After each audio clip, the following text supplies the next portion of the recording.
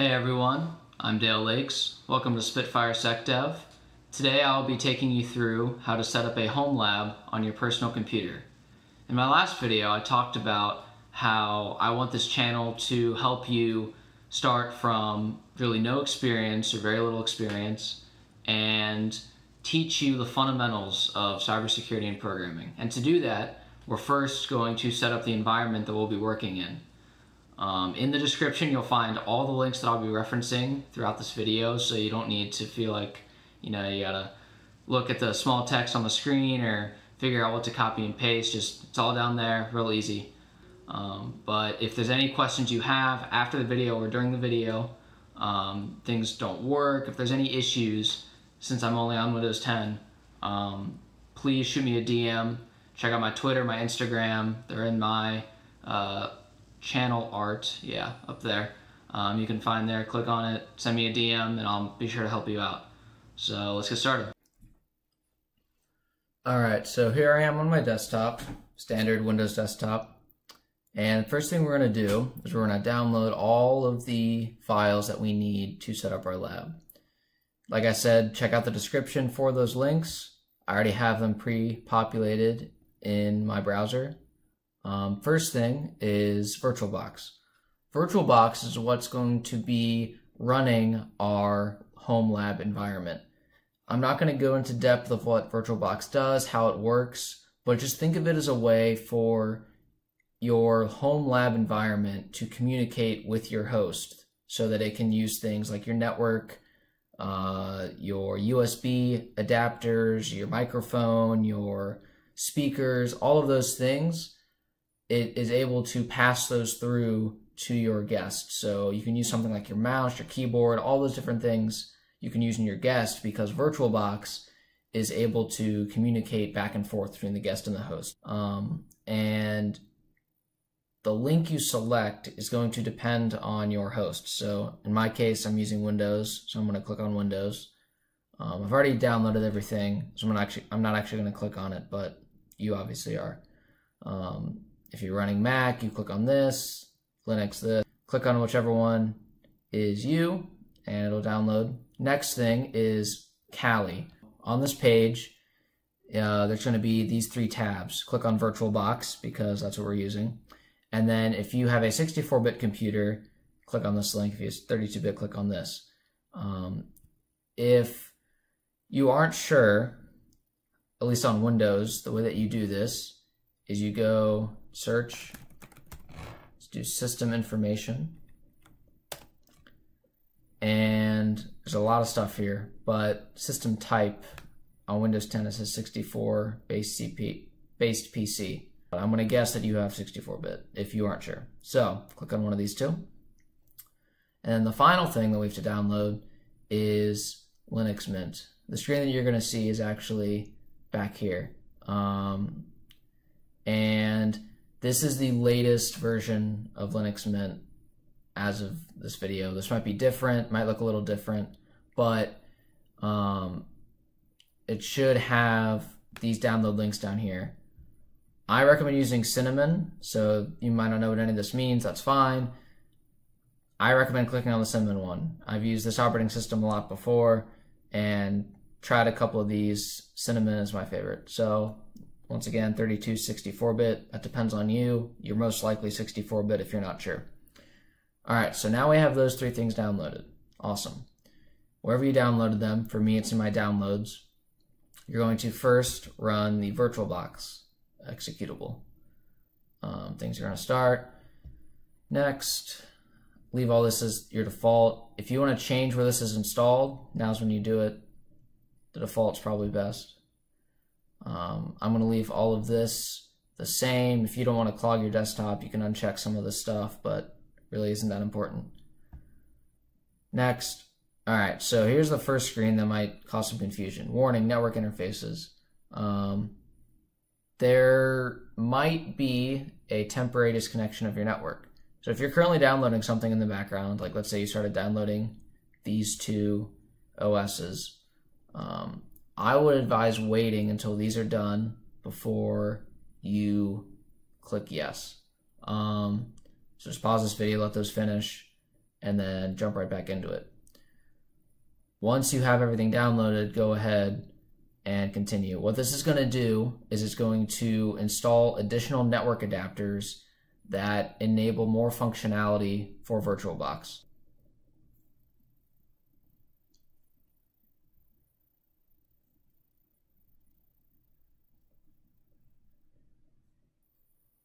Alright, so now we have VirtualBox installed, and the first thing we're going to do is start creating our lab environment. The way we do that is we click on New, and what this is going to do is start the process of creating a new virtual machine. This is going to create our first guest machine. We're going to name it Linux Mint because that is the we're going to be doing Mint first and then Kali second. By default, it's going to fill this in for us. Leave it as it is unless you downloaded 32-bit Mint, in which case switch over to 32. Click Next. For RAM, so this is the amount of memory that your virtual machine is going to have access to. This is going to depend, the way that this graph looks, the default, is going to depend on how much RAM you have on your host. For me, my system has 8 gigabytes or 8,192 megabytes of RAM. I recommend leaving this as the default, or maybe bumping it up to 2 if you can afford it. I can afford it, so I'm going to bump it up to 2. Anything over 4 is going to be overkill, but you know, do what you want. I recommend either 1 or 2.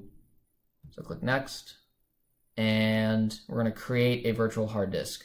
So think of this as, you know, we have this virtual environment, we need to store files somewhere. So we need to create a virtual hard disk to store all those files on. Click Next, and this is what allows us to separate our host files from our virtual files. So all your host is going to see is some program running in memory, and the files that it's accessing are all separate from your host files. So really it's just, there's a lot of things getting created in the setup guide because we want to separate our virtual environment from our host environment. So here, choose what type. We're going to leave the default, dynamically allocated. So this is a cool feature actually. In the next screen, we're going to select how much storage space we want to choose. We can either choose to have it grow as we use it, or we have a fixed size and it's going to stay that way the entire time. So let's say that we allocate, 20 gigabytes of storage, but when we install our virtual machine, it only takes up maybe 6 or 7. Do we want to have that other, 13, 14, 15 gigabytes of storage still taking up space on our system, even though there's literally nothing there? Well, it'd be nice if we didn't, and then as we install programs or as we do things, it fills up gradually. Dynamically allocated allows us to do that, and I personally prefer it because I can, allocate more disk space than I think I need, and as I install programs, it'll fill up, and so I'm never, wasting a bunch of resources on my system. So leave this as default. I would keep this the same so you know what it is. And then here's where you set the storage. Size of the virtual hard disk in megabytes. I'm going to bump this up to 20. Let's type it in. So here we go, 20. And you got this little folder icon here. If you want to change where your virtual machine is saved, you can do that here. By default, it's going to be in your home folder. Let me expand this. It's going to be in your home folder, and then in another folder called VirtualBox VMs. So if we click on that, we see Linux Mint's already been created. I'm going to keep it there because I have storage space on my main hard disk, hard drive disk. But if you have like an external hard drive, or maybe even want to put it on a USB, you're going to want to change this default. For now, you can just do it here. You can change it here. And then up here in the manager settings, you can change the default to something else. So we'll do that later. But for now, just put it where you want. Do create, and look at that. That was pretty fast. Now you're probably at this point, if you've never used VirtualBox or you've never done anything like this before, confused. I can double click this and it'll supposedly power on my machine, but how does it know, to create my machine? Well, it doesn't. There's two ways we can go about actually doing the final step before we install Linux Mint. We can either double click on this and it'll prompt us to locate the file we downloaded, or we can go into settings, go to storage, and then you see storage devices. One of them looks like a CD, and then this is the hard drive that we just created. If you look here, the CD is empty. Now, if you've ever installed an operating system in the past, you've probably done something where you put a disk in the drive and it installs it for you. Nowadays, pretty much all of it's digital. If I want to upgrade, from Windows 7 to Windows 10, it's a completely digital process where you download a file and Windows knows how to handle that and install it. But back in the day, you would buy a disk from Windows or Mac, insert that in the drive, and then you would boot from that disk. And so VirtualBox does the same thing. We can go over here to this menu, choose Virtual Optical Disk File, go over here to Downloads, and we would select Linux Mint. But I'm going to do it what I think is the easier way, which is just double clicking, and we would select from downloads our Linux Mint image. Cool, and then we just start it up.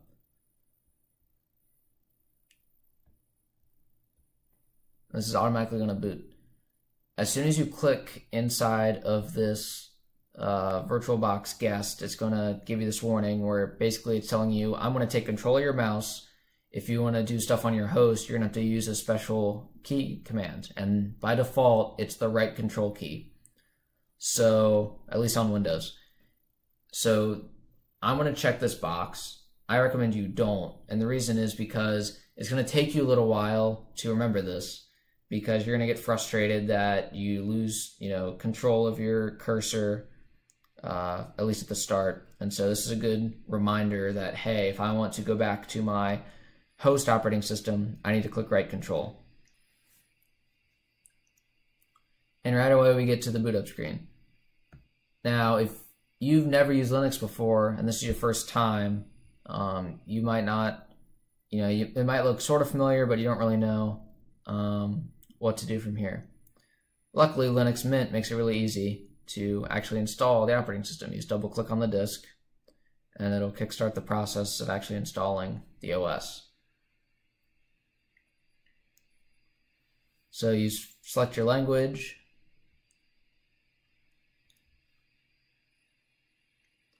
and then this is to install third-party software for graphics and other stuff. So check this. All right, so now on this step, we are going to choose how to actually install Linux Mint onto our virtual disk. Now, you'll see this right here, erase disk and install Linux Mint, with a big warning here. Now, this does not mean what you think it means. Like I said earlier, your virtual drive that you created in VirtualBox is separate. That virtual drive you created is empty at this point. And so there's really this has nothing of real consequence. These two things I'm going to leave unchecked just because they're not necessary at this point. And now ready to actually install the OS. Click continue. Select the time zone that applies to you, and then select the keyboard layout you have. I'm going to guess that you're using the standard English layout. All this other stuff's pretty specialized. If you live in a different country or you speak a different language, you know that you have a different keyboard. But if you have like a Mac or standard, Windows laptop in the US, just leave this as the default. Now here's where you create your computer. I'm going to name mine SecDev and give it the password, give this whatever password you want. And then this is just personal preference. And so now you're going to be, waiting for everything to finish in the installation process. So for Kali, same thing. We're going to click New. We're going to type in Kali Linux. And we're going to leave this as is.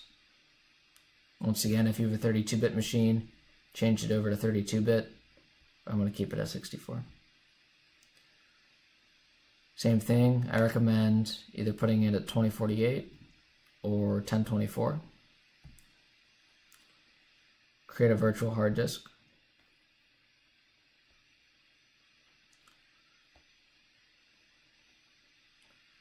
And I'm going to make this one a little bit bigger. I'm going to make this one 30 gigabytes. If you don't have space, that's fine. Leave it at 20. You might be able to get by at 15. But anything under 15, I'm going to say, is too little, especially with the amount of tools that Kali Linux comes with. And then if you decided to change the default location this is installed in, don't forget to do that. And then we're going to turn on this machine.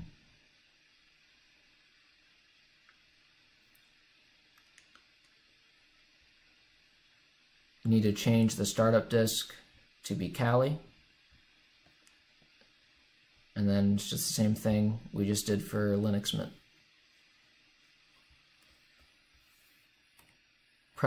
So what you're going to do is you're going to click on the screen. You're going to press the down arrow about 5 or 6 times until you get to graphical install. And then you're going to press enter. From here, you're going to press continue. Select your location. Select the keyboard type that you use. And now you just wait for this whole process to complete. Alright, so here's where we enter the host name for the system. I'm going to leave it as Kali. Domain name, you can leave blank or make something up. And then the root password. I recommend making this the same as the one you made for Linux Mint. That way you don't forget it.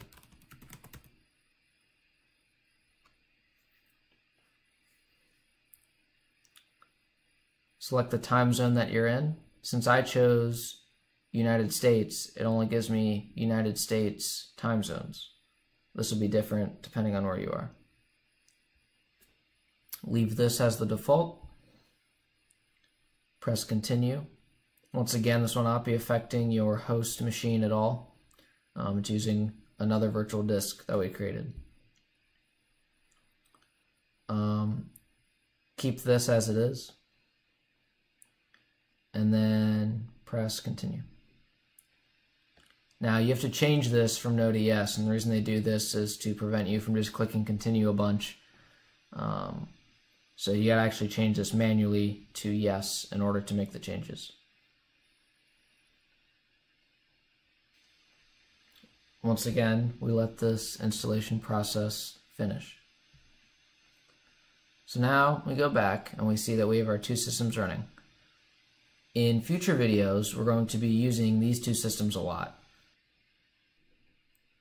Alright, so over on our Linux Mint machine, once the installation process is finished, we can either choose to continue testing or restart now. We're going to restart.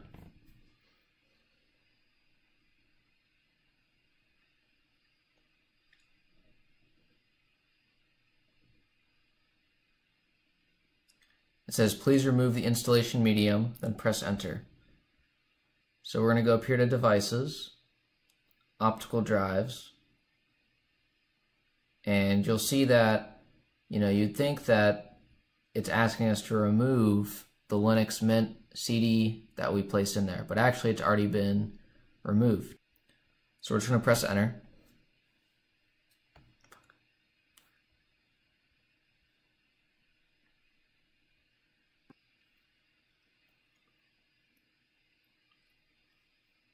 Alright, once everything boots up, you'll see a window like this. You can just click on it and you'll see a startup dialog. Uncheck this if you don't want this to pop up every time you turn on your system. And cool, so now we have our first guest machine completely installed. If we want to shut down our Linux Mint system, all we need to do is navigate to it, go to Machine, click ACPI Shutdown.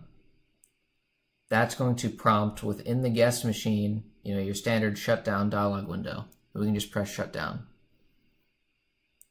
Alternatively, we could have just pressed the X in the top right corner, and that would have done the same thing.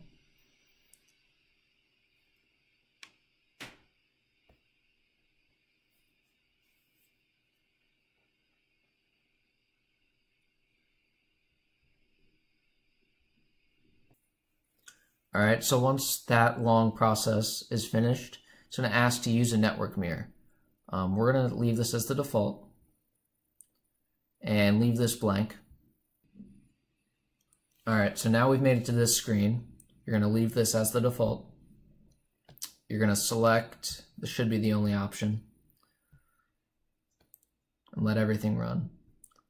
All right, so now everything has completed for our Kali installation. Just kidding, we still have a little bit more to do. Soon it'll all be over. All right, so now we've actually finished the full installation and it's automatically going to reboot for us. Just let it boot up and we will get to our fully installed Kali machine.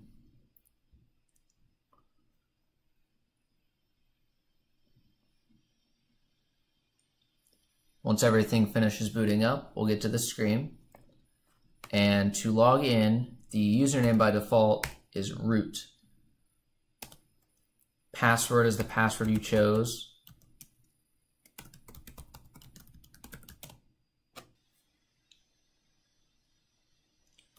Eventually it'll boot up and we'll get to this screen. Awesome, everything's been installed correctly, and so we can go ahead and shut this down. In the Mint part, I showed you how to go up here and do ACPI shutdown. Another way to do it, or for whatever reason your machine is freezing or you're having any issues and this option isn't working, we can just press the X up in the top right and power off the machine. That works pretty much 100% of the time. The other way is safer though, so if you can't always default to the first way I showed you, but if that's not working, then fall back on the second option.